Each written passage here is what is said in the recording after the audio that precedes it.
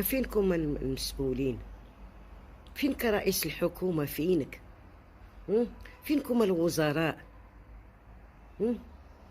فينكم القوياد والبشوات والمقدمية اللي كنشوفوا؟ جيش ديال المخازنية والقايد والباشا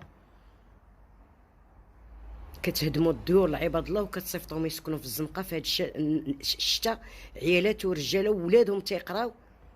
فينكم؟ مش في ديك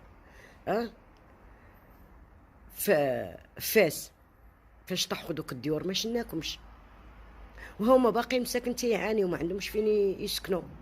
للمواطنين المغاربه سرهم غير السجن، سرهم التشرد، الرديم، تجيبوا التراكس والكاميونات، سرهم تخويو الملك العام بلا ما ديروا لهم اسواق نموذجيه، تحيدوا لهم الخضره والكرارس، تحيدوا لهم الميزان، وتقولوا للشباب ديالنا وعيالاتنا سيروا، الشباب سيروا هزوا السواطر وسيروا كريسيو، وعيالاتنا سيروا العهر والذعر، الدعاره عفوا. شوفوا الحسيمه الان، واش ما تياكلكمش قلبكم؟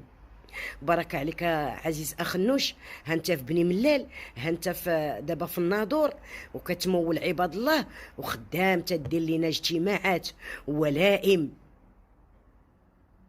الانتخابات مسبوقه لاوانها وهي ممنوعه قانونيا. وهاد الناس انا شفت الفيديوهات ونشرتهم، افينكم اللي تابعين المتاهه والتفاهه؟ المتاهه والتفاهه حنا بيدينا، حنا ما نصدعوش القضاء، ما نصدعوش رجال الامن فاسيلمون، غياني امبوسيبل.